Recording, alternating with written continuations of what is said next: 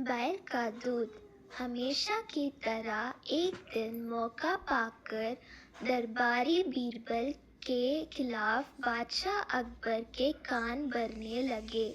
वे कहने लगे, जहाँपनाह, बीरबल स्वयं को कुछ ज्यादा ही अक्लमंद समझता है। यदि वह इतना ही अक्लमंद है तो उसे कहिए कि वह बैल का दूध लेकर आए।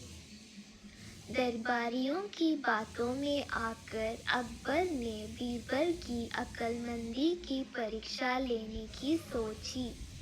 बीरबल उस समय दरबार में उपस्थित नहीं था। जब वह दरबार पहुंचा तो अकबर बोले, बीरबल, क्या तुम मानते हो कि दुनिया में कोई कार्य असंभव नहीं?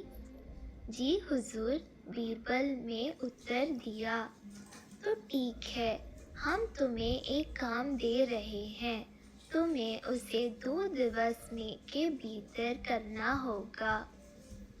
फरमाइए हुजूर, आपके हर हुक्म की तामीली मेरी कर्तव्य है। बीरबल सिर झुकाकर अदब से बोला, जाकर बैल का दूध लेकर आओ। अकबर ने आदेश दिया।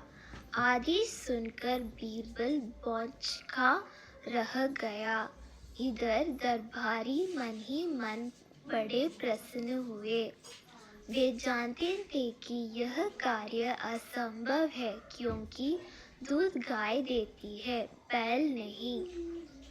क्यों बीरबल, तुमने कोई जवाब नहीं दिया? अकबर बोले। बीरबल क्या कहता, वह बहस करने का समय नहीं था। हामी भरकर वह घर लौट आया। घर आकर उसने गहन सोच विचार किया। अपनी पत्नी और पुत्री से भी चर्चा की। आखिरकार सबने मिलकर एक उपाय निकाल ही लिया। उस रात बीरबल की पुत्री अकबर के महल के पीछे स्थित कुएं पर गई और पीट कर कपड़े धोने लगी। अकबर के महल की खिड़की उस कुएं की ओर खुलती थी। जोर जोर से कपड़े पीटने की आवाज सुनकर उनकी नींद खुल गई। खिड़की से झांकने पर उन्होंने एक लड़की कुएं पर कपड़े धोती हुई दिखाई पड़ी। अकबर ने वहीं से चिल्लाकर उस लड़की से पूछा, बच्ची, इतनी रात गई, कपड़े क्यों धो रही हो? बीरबल की पुत्री बोली, हुजूर, मेरी माता घर पर नहीं है। वे कुछ महीनों से अपने मायके में हैं। उनकी अनुपस्थिति में आज मेरे पिता ने एक बच्चे को जन्म दिया। दिन भर मुझे उनकी सेवा शुश्रूषा करनी पड़ी।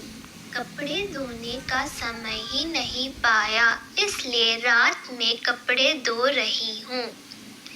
कैसी विचित्र बात कर रही हो बच्ची, आदमी बच्चे पैदा करते हैं क्या? अकबर कुछ नाराजगी में बोले। करते हैं हुजूर, जब बैल दूध दे सकता है तो आदमी भी बच्चे पैदा कर सकते हैं। बीरबल की पुत्री ने उत्तर दिया। यह सुना था कि अकबर की नाराजगी हवा हो गई और वे पूछ बैठे, बच्ची कौन हो तुम? हुजूर, ये मेरी पुत्री है। पेड़ के पीछे छुपे बीरबल ने अकबर के सामने आकर उत्तर दिया। आओ, तो ये तुम्हारा स्वंग था? अकबर मुस्कुराते हुए बोले, गुस्ताखी माफ हुजूर, और कोई रास्ता भी नहीं था अपनी बात समझाने का। बीरबल अकबर की नींद में कल्लल डालने के लिए क्षमा मांगते हुए बोला। इधर अकबर भी बीरबल की अक्लमंदी का लोहा मान गए। अगले दिन रात का पूरा वितरण दरबारियों को सुनाते हुए उन्होंने बीरबल को उसकी अक्लमंदी के लिए सोने का हार इनाम में दिया। दरबारी हमेशा की तरह जल बुना कर रहे थे।